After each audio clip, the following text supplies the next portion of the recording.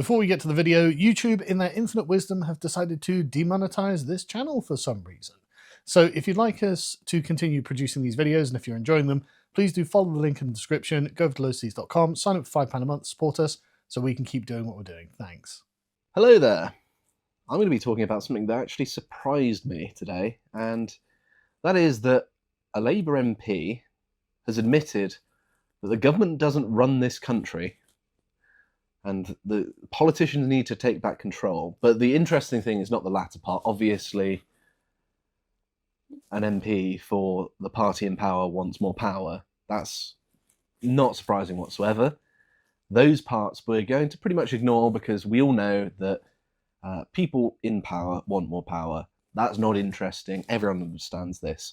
So I'm going to read from this and sort of break down the parts I find interesting, as well as the fact that it's a very strange thing to hear from a party in power only, less than a year after they've been in office, is, yeah, we don't actually run things. And of course, when an MP writes this and does something externally, usually these sorts of things are approved by the party whip or things like that. And so the party has approved this, I would imagine, particularly for an outlet like politics.co.uk, and particularly for the fact that it's an article of this nature. And so it must have been given the green light, because usually these things do get approved via the party before they actually go ahead, unless this guy has somehow broken away, but I think it's very unlikely. You saw it with the previous government, the Conservatives, where they had regular columns and they always sort of matched the party line to a certain extent. It was only when MPs were really caught on the spot did they deviate from the party line because they either couldn't remember it or accidentally said what they really believed. And so you can normally take this as an opinion of the party as a whole. Obviously, it's a single person writing it, but there's a process in place that means it's representative of more than the individual. But anyway, all of that out of the way, you probably already understand this. Sorry for condescending you if you do, but it's important to say it. But anyway, the first paragraph is as follows. The British government does not run this country. It has given away much of its decision-making power, weakening its ability to direct the country despite the state's increasing size. He's also admitting there that the size of the state is increasing. Of course, it's worth mentioning that the size and scope of the state should be shrinking as technology improves our ability to coordinate and basically be more efficient. There's no reason that the government should be bigger now we've got internet, emails, things like that, than it was when we had pen and paper, letters, faxes. It's so much more efficient now than it used to be. The size of the state should shrink because the scope of what they're doing is lesser. That is the stark reality that this Labour government must confront, and when the Prime Minister speaks of the need for a more active government, which really does shape the country, he is absolutely right. So this is sort of the line that you would expect of just, yes, the Prime Minister is absolutely right, I very much support him. Unsurprising though, right? Not the interesting part. More power to politicians, you say? Well, yes, actually. The policy options available have been artificially narrowed across a whole range of issues and over many decades, causing even more frustration amongst voters already angry at politicians' inability to deliver on their priorities. And of course, what he's starting to refer to here is the deep state. If you're not familiar with that term, it just means people who aren't elected representatives who still have a power to run things. I suppose things that normally we would consider to be the domain of our elected politicians. You have this in the United States, obviously. It was a big thing that Trump talked about, whereby he was talking about draining the swamp, draining the deep state of its power, because when the citizenry elect someone, obviously they want that person to do what they say, and they don't want lots of other people just butting in and saying, actually, no, we don't want to do your elected agenda, we're going to do something else. But particularly in Britain, we've seen lots of examples of this happen, and it got to the point whereby they even managed to coup a prime minister, and that is, of course, Liz Truss, who basically found that the machinery of government had seized up, it had stopped working because they didn't want to do the job for her. And of course, it coincided with something that the Bank of England did, which made it look like her budget had tanked the economy. And then she resigned, which I think she shouldn't have resigned. She should have stuck it out. But yes, it seems like if the wrong person assumes office, the whole apparatus can suddenly become very difficult to wade through. Trump, in his first term in the United States, had a very similar scenario where he couldn't do nearly as much as he wanted to because he had to fight his own staff, basically, the executive branch of the government, as well as of course, Congress more generally, which is, of course, serving its actual role of holding the presidency or the executive to account as intended by the founding fathers.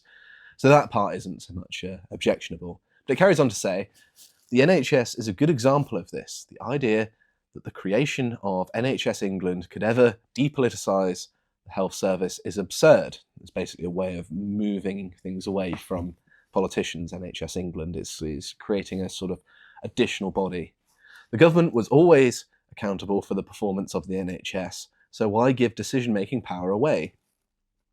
Well, I think part of the rationale for that is that the government's not done a very good job, and maybe if you have specialists, they can run things better in a more consistent way. Because, of course, with the political control of something, you've got all of the problems of democracy, whereby you have a sort of schizophrenic approach that changes year on year depending on who's in office. And actually, one of the advantages that nobody denies of a form of dictatorship is that there's consistency. You can plan for longer periods of time. Like, you can point to people like Vladimir Putin. He's basically been in charge for 20 years. And what he's done is had a coherent image of things into the future that you don't have in a democracy, I suppose you could say. Not necessarily saying I support the guy, I don't. To be clear, I know there'll be one. Where were we? So it says, when the government needed to take a firm grip of the health service during the pandemic, it found it no longer had all the levers at its disposal to take decisive action. The Labour government's decision to scrap NHS England is therefore welcome. So obviously, the Labour government seizing more control for itself is not a good thing for the people of Britain, in my opinion. We've seen what has been done in their name. They've done a lot of damage to the economy. They've imprisoned political opponents. They've done all sorts of things that are objectionable. Obviously, if you follow British politics, you're going to be well acquainted with many of them, so I'm not going to list them all off. But this isn't a good thing. I think power works best when it's decentralised, although in times of war, there is utility in centralisation. I think also you can only really decentralise power if there's less partisan conflict than there is in modern times. But I think a lot of this is artificially created to accumulate power to certain people, the old divide and conquer sort of strategy, right? So it carries on to say, but this issue runs deeper than the NHS. Across government, unelected bodies have been given too much control over key decisions. Now, I actually agree with that. Across government, unelected bodies have been given too much control over key decisions. Look at, for example, I know it's not necessarily, the bicameral legislature forming a government. The judiciary is sort of its own separate branch in British politics. Obviously, the legislature and the executive are combined, and so they're sort of a symbiotic entity, and the judiciary is its own separate thing. But to view it as outside of politics is entirely naive, because in many ways the judiciary is shaping British politics more than this other branch, the two other branches, because of course, look at things like immigration, whereby the judiciary can overrule pretty much any political decision, no matter the mandate and how forcefully, no matter the majority in Parliament. They can just keep on striking things down and cause a right headache for any politician, even with the best will in the world, that wants to fix things. And of course, many of the politicians do not have the best will in the world. So whether this is good or not depends on your perspective on what's being discussed.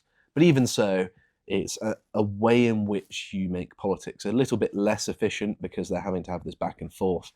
And there's a sort of weird, I don't know really what to call it, but in my mind, I see it as on the one hand, I see the utility of a government having basically unchecked power.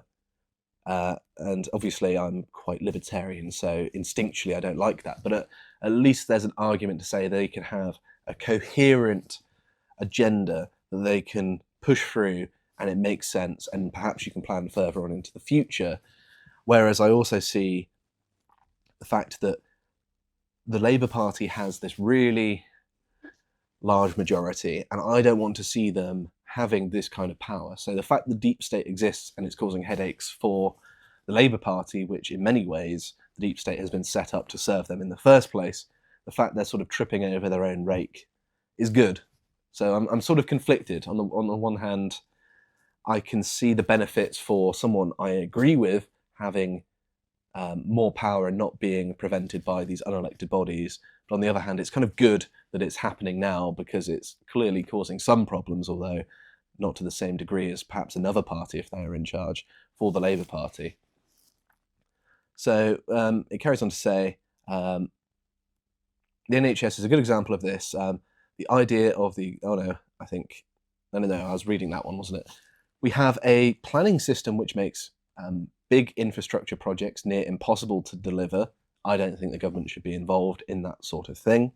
I think they always, because they're complacent with taxpayers' money, they always spend far too much on these sorts of things. I think that you agree beforehand with a contract that you will do this for this much money, and if it takes longer, if there's more work, the people doing the job are liable because they're the ones responsible in the first place, whereas it seems to be that the government's always the one that's liable and pays more to these workmen.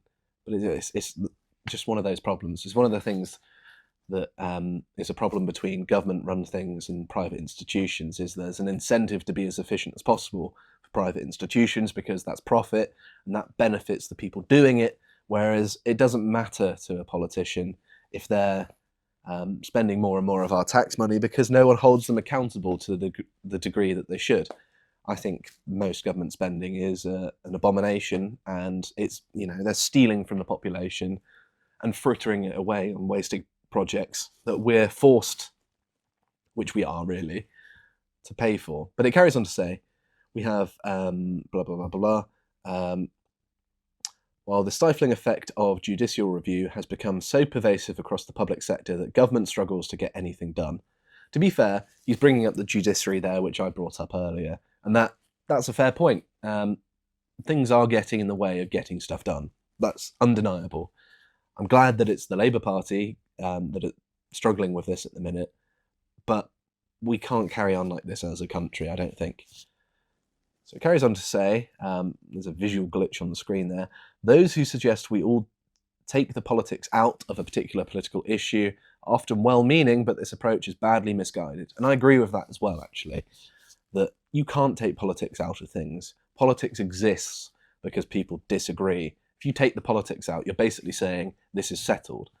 They took the politics out of, say, the pandemic. You weren't allowed to disagree with the government line. You would be sent to prison. And so taking the politics out is an exercise in control more than anything. I sort of do agree. I know it got a lot of flack at the time, but there is some truth to the fact that everything is political. There's always some give and take, and we just need to acknowledge that. I just think that saying something is non-partisan is always going to fail. You can't have non-partisan media, you can't have non-partisan government. And in many ways, I've been considering the idea of why not just get rid of the civil service, and each party just hires people when they assume government. It would be much better, because at least then they know that they've got people who are there to enact their agenda. It'd be much more efficient in the long run, maybe not in that month or so where they're scrabbling to hire people, but you can also do the same thing that political parties do, where they already have people in mind before they do it, and it's just a matter of formalising it when they assume office. That happens. It makes sense. Might be a bit more work for political parties, but then again, if it makes their time in office better, good. Is it a vote of confidence in the status quo, or that technocratic government is better than democratic government. I don't like either, personally. Just throwing that one out there. Surely the future of our economy and public services should be fiercely contested question in the forum of democratic politics. Well, we don't really live in a democracy in Britain because you basically pick your flavour of neoliberalism. It's like going to an ice cream parlour and we've got all kinds of vanilla flavour. If you want anything else, I'm afraid you're going to have to go elsewhere. You know, it's all basically neoliberalism, from the Labour Party to Reform. It's just they've got a different colour representing them, and they've got slightly different niggling policy ideas, but they're basically coming from the same ideological position. I think that to solve the problems that Britain faces, you need a much more radical solution than is being offered electorally by any current parliamentary party. There's nothing there that is appealing to me. I don't feel represented in many ways. Democracy is just a rhetorical device to continue screwing me over. It's like, well, it's the democratic will that you get your tax money taken from you and are discriminated against. Basically have no prospects of your future. That's just what people want, according to, you know, the government, according to politicians. It's just a rhetorical device. Democracy doesn't exist in Britain. So it says, consider economic policy. The Office for Budget Responsibility is given enormous power to influence government policy through their often incorrect forecast and measurements of the government's performance, comparing it against the government's own self-imposed fiscal rules. Indeed, next week's spring statement will be entirely framed by this powerful quango. And yeah, this is one of those things where I actually agree with what he's saying here, that you shouldn't have an extra government body. I suppose they're still governmental, but they're not the elected government, determining how you spend your budget. Imagine I became Prime Minister, and as much as I despise that, I would be pushing through massive budget cuts. There'd be like 4 government departments left. You know, I'd fire every civil servant. I'd do all sorts of stuff. Do you think this body would approve that? They would be saying that the world is going to end. They'll say the sky is falling, and they'll undermine it. They'll say it's going to be terrible, and the media will pick it up and use it as ammunition. It's basically a body that reinforces business as usual. That's the way I see it, at least. Might we even question the apparently sacrosanct contracting out of our country's monetary policy to a committee of unelected officials? Well, my opinion of central banking is that it's a great evil. I mean, all of this stuff, all the financial stuff, is basically rigging the game in certain people's favour against the general public. Is it difficult to say that a government really manages the economy? Well, it shouldn't, and it kind of does. Manages is the wrong word. Sabotages, I think, is much better, because just to take one example that's in the news at the minute, the online harms bill, which they've introduced to supposedly prevent online harms. It's not. It's a way of seizing government control. But what it's actually done unintentionally is shut down a bunch of websites that don't have legal teams to be able to navigate such a ridiculous, demanding bit of legislation. And so it's affected the economy by making lots of small businesses shut down. Great, well done. If it does not even have control of one of the most fundamental tools of economic policy making, interest rates, yeah, it's a bit weird that that's even in the domain of government in the first place. But anyway, that's just my opinion. And when the voters say, we want the government to reduce illegal migration, and legal please, it is entirely reasonable for them to think that the elected government of these islands can deliver that. Former Foreign and Home Secretary Jack Straw dared to broach the subject of the European Convention on Human Rights and its outsized impact on our country's immigration policy over the weekend. The current Home Secretary, Yvette Cooper, is right to at least be considering how some of its articles are being applied to the courts. Yeah, I don't think that the whole notion of human rights is basically BS, right? If you're looking at reality objectively, no one has any rights to anything. No one is entitled to anything. You just exist and you deal with reality as it happens. And that's my opinion. I believe that people should have, certain things respected. I think that people deserve to live their own life unmolested by the government and each other, as long as they are behaving themselves. But I don't think you can enshrine that in law, because I think it's part of human nature, for certain people specifically, to mess with other people. You can't really change that. It's just an inevitability. And you can create laws with good intentions, I suppose, if you even believe they had good intentions, to try and target that. But I think they're always going to be toothless. But what they are going to do is they're going to get in the way of things like deporting people, which is obviously necessary. It's not our burden to bear for foreign criminals. Just get rid of them. But we can't, because of their human rights. And yeah, it's ridiculous. Because I agree with them in principle. I believe in natural rights. But at the same time, it should be more of a moral thing. I also think that the way governments and people more generally talk about human rights is a bit ridiculous. But anyway, carrying on. Meanwhile, the Sentencing Council recently proposed guidelines that could result in offenders being sentenced differently based on their ethnicity or religion. Yeah, that's interesting, isn't it? The Justice Secretary rightly objected to this, seeking to reinforce equality before the law, yet the Council's dismissive response begged the question of who is really in charge. I agree with that point entirely. Yeah, I don't believe in equality in the slightest, but when it comes to the government and how they apply law, it shouldn't matter who you are. It should just matter whether you are guilty of something or not. It shouldn't, if you're a critic of the government, for example, you shouldn't receive a larger sentence than someone who is favourable to the government for the same crime. That's obviously bad for society, because then you start a cycle of political persecution. That obviously is bad. No one, I think, thinks that's good. But anyway, advice from specialists is essential to good government, but decision-making must ultimately rest with those who are accountable to the public. I agree with that again, yes. If we are to stop working-class people turning away from politics, thinking that engagement with democracy achieves nothing, I mean, that's just true. This Labour government must urgently show that politics matters, because politicians make the key decisions. Well, you just said they don't. You could say politicians should make the key decisions, but that's just an argument about grammar, really. Let this be the week that the democratically elected government started to run the country again. Well, it is worth pointing out that the Labour Party has done a lot of things that have been very unpopular with not only the public, but also a significant section of Parliament. They've still done it. No one stood in their way.